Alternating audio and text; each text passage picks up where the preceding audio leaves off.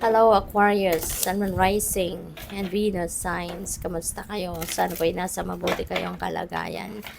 Welcome back po sa Star Tarot. Kung bago kayo rito, welcome din po kayo. Please subscribe, like, share my videos, and leave me a comment kung nakaresonate po kayo. Thank you. So, paunang mensahe ni Universe, we have 7 of Cups. Ayan. So, nalilito kayo. Nagmimini-mini mo. Ang daming pagpipilian. So, there are so many choices, opportunities sa inyo na po pwedeng ginajuggle ninyo rito. Alin kaya rito? Diba? Which one is best for me? Which one I'm gonna take? So, siguro nalilito kayo. Makakatulong if you're going to do your own research. Makakatulong if magtatanong-tanong kayo. And ang importante, do not rely or do not trust kung ano lang nung nakikita ninyo sa surface, yun na yun. Kasi for sure, that's not it, no? Marami pang kayong dapat matutunan or malaman, madiscover about each opportunity na nandiyan sa inyong harapan. Kaya kailangan ninyo na, you need to dig deeper. Kailangan pa ninyo mag-research, magtanong, diba? Para mas malaman ninyo before you make a decision, diba? Malaman ninyo kung alin talaga dyan ang best para sa'yo. Okay? King of Swords, maybe you're going to ask an advice from other people. Baka magpapatulong ka sa kung sino man na alam mong may expertise siguro doon sa area, no? Na kailangan mo ng tulong, kailangan mo ng liwanag, diba? So maybe you're going to consult someone dito para magkaroon ka ng magandang decision or mabuting decision. Alright? Si King of Swords also is someone na nasa position of authority. No? He has power. He has authority over others. So, pwedeng kayo to. No, si King of Swords. Pwedeng you're going to embody the energy of King of Swords sa ngayon. Kaya, good luck din sa inyo. What else? We have Page of Wands. Wow, maganda to. Meron mga magagandang balita, bagong balita, fresh news na dadating dito sa inyo. No? And maybe this is balita linked sa mga bagong pwedeng maging trabaho ninyo, bagong income stream, bagong negosyo na pwede ninyong pasukin. So, there could be opportunities. This could be news or tips regarding opportunities na pwede ninyong i-take advantage sa ngayon. Pwede rin na you will come up with fresh ideas, you will come up with new plans, diba? Sa ngayon, kaya good luck sa'yo. Okay? What else? Tingnan natin kung ano pa mga mensahe ni Universe para kay Aquarius.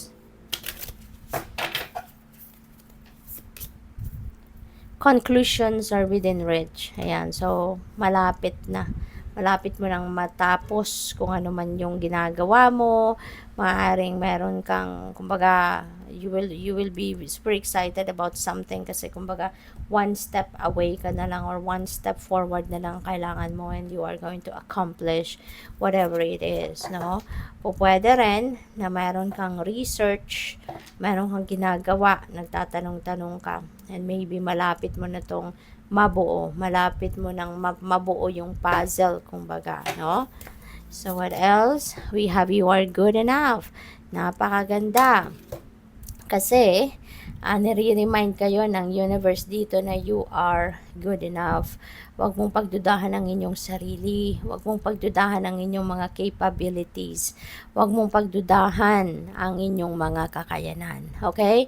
Kasi dapat, no, Aquarius, higit kanino man, dapat ikaw yung mas nakakaalam nito. Ikaw yung mas nakakakilala sa sarili mo na kung ano ka, kung sino ka, anong kaya mong gawin. Huwag kang maniniwala, no, sa mga sabi-sabi ng ibang tao. Baka meron ka mga naririnig-rinig dyan, ng mga nagdi-discourage sa iyo. Merong nagpapababa ng level ng inyong tiwala sa inyong sarili, ng confidence mo. Huwag mong hayaan na maimpluwensyahan ka ng mga yon. Kasi higit kanino man, ikaw lang talaga ang tanging nakakaalam sa sarili mo. Ikaw lang yung tanging nakakakilala sa sarili mo. Kung ano yung alam ng ibang tao about you, that's just very superficial. Kaya wag mong paniwalaan yung mga kung ano ng mga sinasabi nila Kasi baka merong mga nagsasabi na, huwag mo nang gawin yan, huwag mo nang pasukin yan. Kasi hindi mo rin naman yan mararating, hindi mo rin naman yan matatapos, hindi mo rin naman yan maaabot yung mga gano'n. Huwag kang maniniwala sa kanila. Listen to your heart, listen to your soul, listen to your intuition, rather than listening to other people. Kasi ano ba naman ang alam nila, 'di ba? Sa pagkakakilala mo sa sarili mo. Okay? Don't allow other people, to derail kung ano man yung mga gusto mo, kung ano yung mga plano mo sa buhay. Kasi ikaw ang mas nakakaalam sa sarili mo kung kaya mo ba to or hindi. Okay? Kaya huwag kang papaapekto sa kanila. Okay? You are good enough, just like other people. Okay? Kung kaya ng iba na magtagumpay, kaya mo rin yan.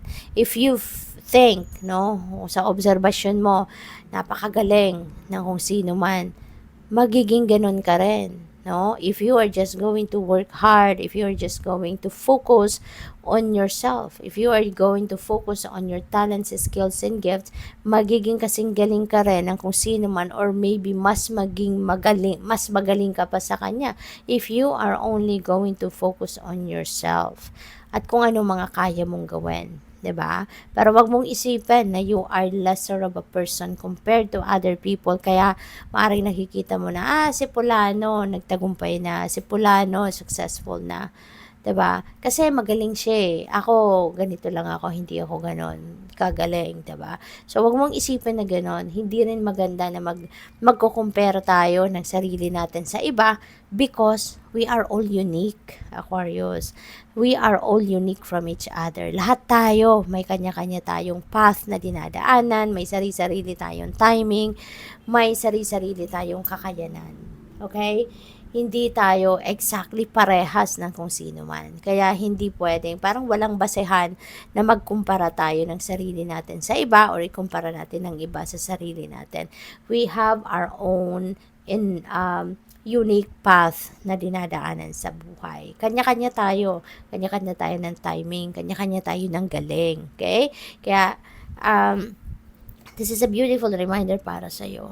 No, na wag mong maliitin ang sarili mo because you are good enough. Okay? You are good enough. You have talents, skills, and gifts, no? And yun ang gamitin mo. Yun ang pagfokusan mo para magtagumpay ka rin katulad ng iba. Okay? So what else? We have a win-win outcome is forecast. Wow. So eto na, malapit ka na sa tagumpay if you are going to help yourself. If you are going to encourage yourself, gisingin mo yung inyong courage and inner strength and bravery for sure, paparating ka na din sa inyong tagumpay. Maa-achieve mo rin kung ano man ang mga bagay na gusto mong ma-achieve. Good luck. Thank you for watching. Love and light. Namaste.